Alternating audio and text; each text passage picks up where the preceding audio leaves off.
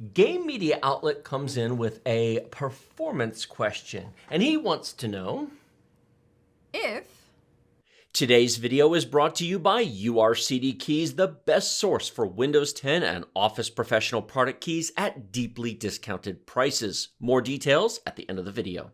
there is a big difference between the 5900X and the 5950X when it comes to newer games like Battlefield 2042 or Warzone. So 12 cores to 16 cores on AMD. Now hold on a second. I'm going to stop this train right here. And the reason for this is not just him, but I'm sure many people want to know this. And this answer I'm about to provide can be applied to, is there a big gaming performance difference between a Ryzen 5 5600X and a Ryzen 7 5800X? Or a 5800X versus a 5900X? Or insert any two chips next to each other in performance? Because this is something that I think is misunderstood by a lot of people. Define performance. Now, many people, when they mean performance, are thinking average frame rate. FPS. And if your question is, will my average FPS be any higher on a 5950X versus a 5900X? No, absolutely not. In fact, depending upon what you're testing and where you're testing, it might even be a tiny bit slower by like 1 or 2 frames per second. It's the same amount of cache divided across more cores. Correct. However, if by performance you mean frame times, system responsiveness, ability to have things running in the background, multitasking, then yes, it can. User experience performance. In limited circumstance. Now, of course, I have not played Battlefield 2042 yet, but allow me to use a game that is now almost 3 years old as an example, The Division 2. Oh, yes. I have tested The Division 2 on 4-core, 6-core, 8-core, 12-core, and 16-core chips. The Division 2 will absolutely totally play great on a 4-core 8-thread chip. It is responsive. It plays nicely. You could totally, if you have like an i7 7700K, 4-core 8-thread chip, would I recommend somebody enjoy The Division 2? Sure, absolutely. It plays nicely, your character moves, it's fine. Mostly.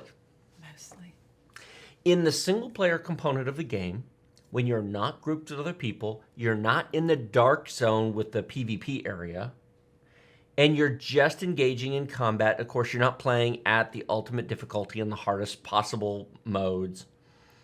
Yeah, you know what? It's fine. The frame time's not perfect. The frame pacing is not perfect, but your average frame rate will be fine, and it will be controllable, and it will be playable.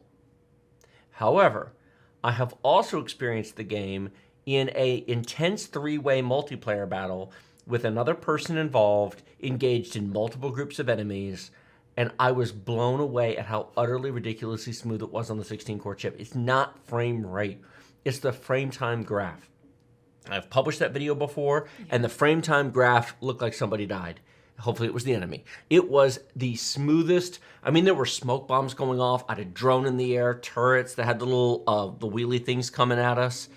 The enemy players had the what do you call them? The seeker drones. They had the seeker drones. It was nuts. Well, you know it makes an impression when you get this, hey, sweetie, come and check this out across the house. I was shocked because I know how well it impressed. plays on lower end systems, and the fact, but I expected in that case, you just compensate and you deal with the roughness. It felt like I was just playing single player with nothing going on. It was just like I was just running down the street. It was butter smooth. There wasn't a hitch. There wasn't a snag. There wasn't, when the explosion went off and the smoke grenade went off, there wasn't that little blip in the frame time. That's what 16 cores gets you. Not more frame rate, not the ability to crank the details up. That's your graphics card. It gets you a butter smooth experience. It also gets you ridiculously fast game update times, Yes. level loading times.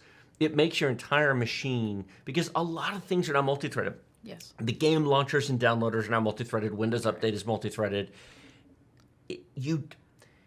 You don't need 16 cores to enjoy games. Let me be abundantly clear. There are no games where you need 16 cores. None. Zero, zilch, nada.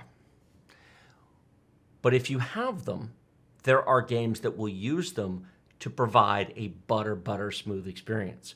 And so Game Media Outlet's question is there a big difference in performance for newer games?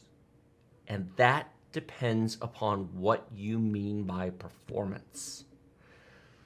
Most people, probably from a cost-benefit ratio, would not be advised to spend $800 on a Ryzen 9 5950X versus the 550 on the 5900X unless everything else in your machine is already awesome. I mean, if you already have a 2 terabyte NVMe boot drive and you already have 64 gigs of RAM and you already have an RTX 3090 and you've got the big ultra wide monitor. I mean, if you already have a deluxe machine, well, yeah, you spend the $250, get the 16 core chip and be done with it. What are you doing?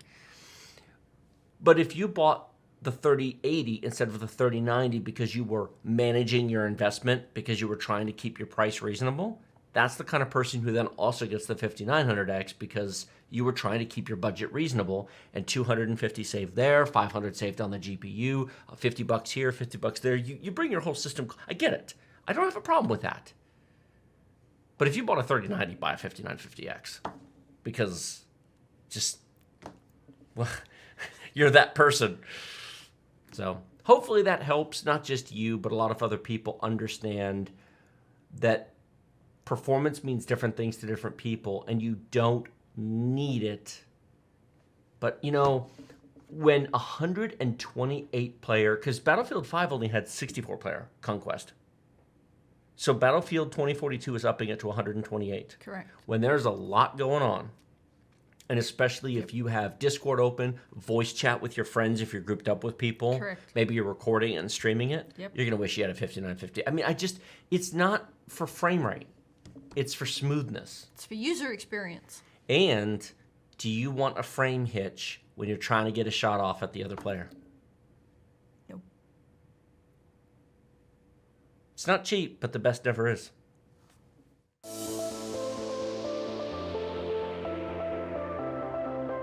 Now, Brent's comment is also fair. I just need the funds right now. Right. If you don't have the money, look, all these new games will be completely playable on an 8-core chip.